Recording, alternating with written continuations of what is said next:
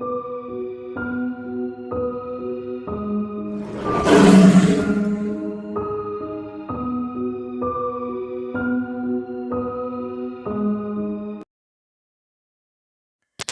next day, Huey was hanging out with his friend Jasmine Du Bois at the tree near the Woodcrest Forest. "It's such a good feeling to be out for school for the summer," Jasmine said. "Don't you think so, Huey?" He turned back to look at his crush. "Yeah," he answered. "Riley has been waiting to be free from summer vacation. In his mind, school was like a prison, but I can't blame him." Jasmine giggled a bit. "I can't blame him either," she said. They shared a laugh for a minute or two, until they took a look at the entire view of Woodcrest. Huey then turned to see Jasmine while she stared at the town. He decided that now was a good time to tell her his feelings towards her. "Jasmine," Huey said, taking her hands to hold them. She looked at him, and all the while giving him a smile. "Are you happy here being with me?" he asked. "Yes, of course," Jasmine responded. "I am very happy here being with you. This is where we usually hang out whenever we're off school." Huey blushed a bit and smiled at her. "Well, do you feel comfortable when I'm around you during any situation?" he asked. She nodded her head yes. "I've always feel safe when I'm with and around you, Huey," Jasmine said. She then saw the sun in Huey's eyes, realizing that something was happening between the two of them. "If something were to happen, will you stay by my side?" Jasmine asked. Huey grinned a bit and placed his hand around the left side of her face. "If that's what you want, then I promise," he said. "I will protect you with my life."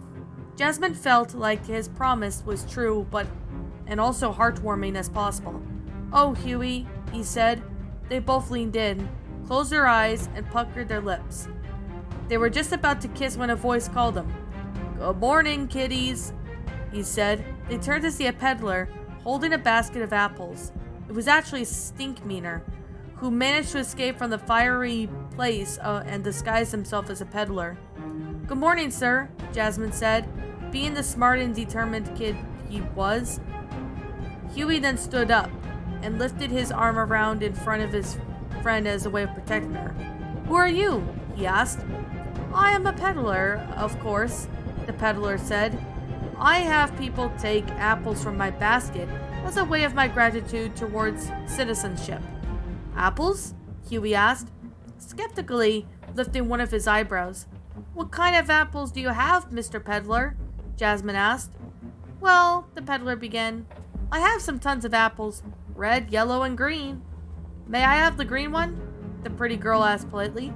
"Of course you can," said the peddler. He took out the regular green apple to Jasmine.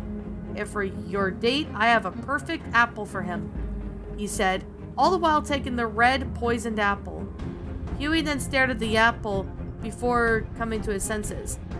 "I'd love to have that apple," he said, "but I'm not that hungry."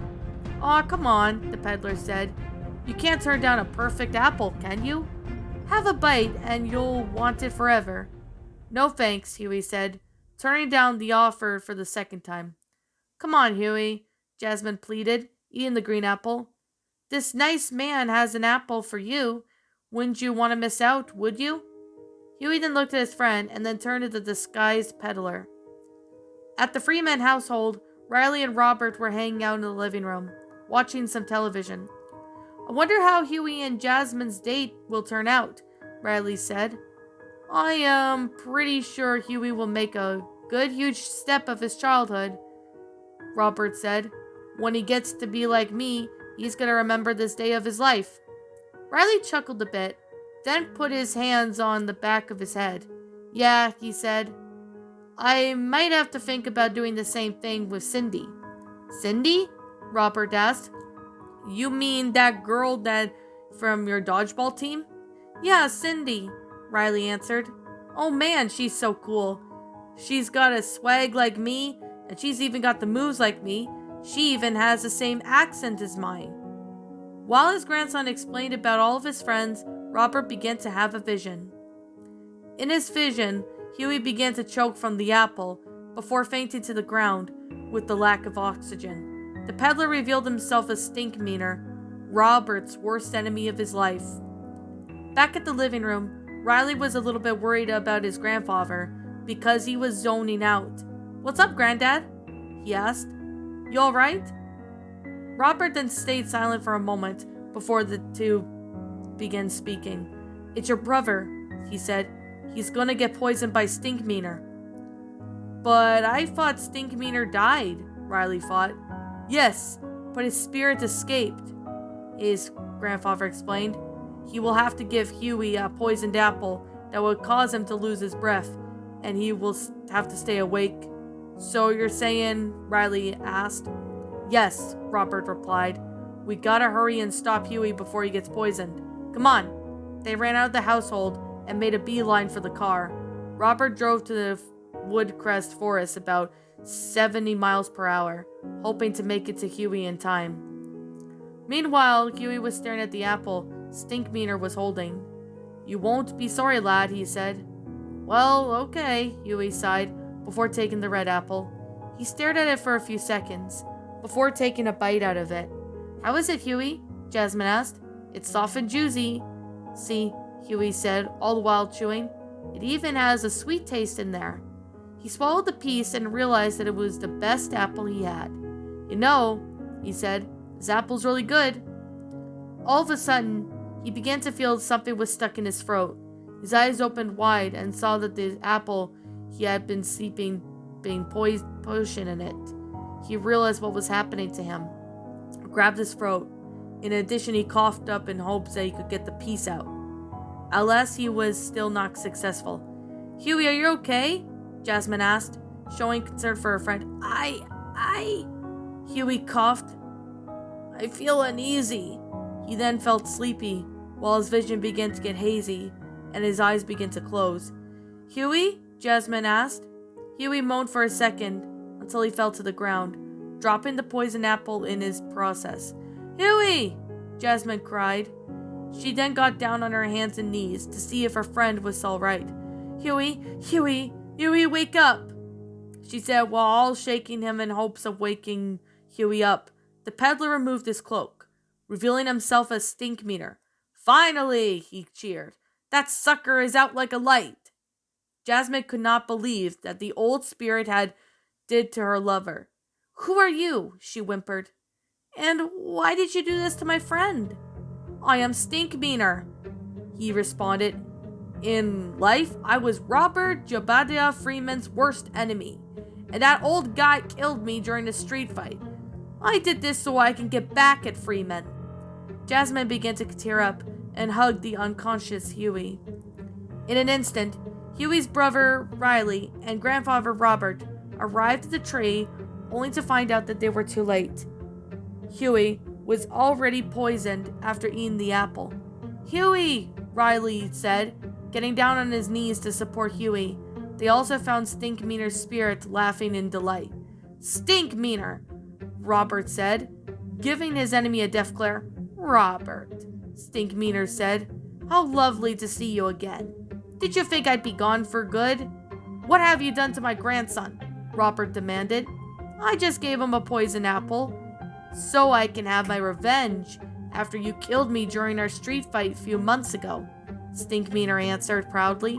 "You ought to be ashamed of yourself for poisoning my grandson," Robert snapped. "Look, sucker, does it look like I have some shame in my face?" Stinkmeaner asked. Robert tried to find any shame in the enemy's face, but he couldn't find it. "No," he said. "Then I'm not ashamed," Stinkmeaner boasted. "I am proud of what I've done." "Dang, man, ye got no mercy," Riley said. "You better unpoison Huey right now," Jasmine demanded. "If you want your handsome boyfriend back, you gotta until sunset to stop me," Stinkmeaner said. "I'll see you at your hideout if you're brave enough to take me down."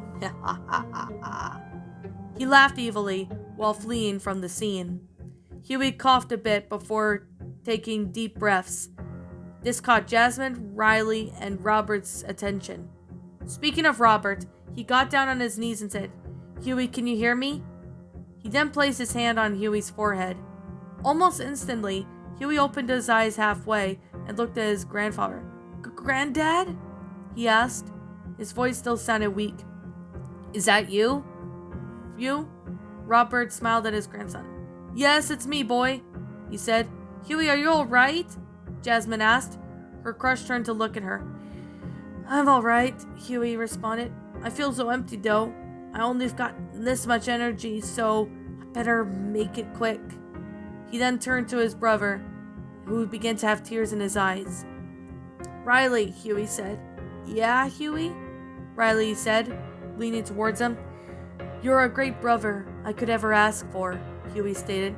"Even though I kicked you in the keister at least a couple of times, I still love you." Tears began to flow from Riley's eyes. He snuffled.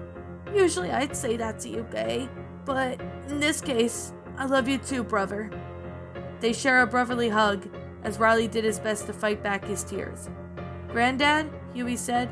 Robert leaned down towards his grandson and he asked, "Yes, Huey?" "At first I was reluctant to move here," Huey admitted it, "but after that garden party, I realized that you worked so hard and tirelessly to get here.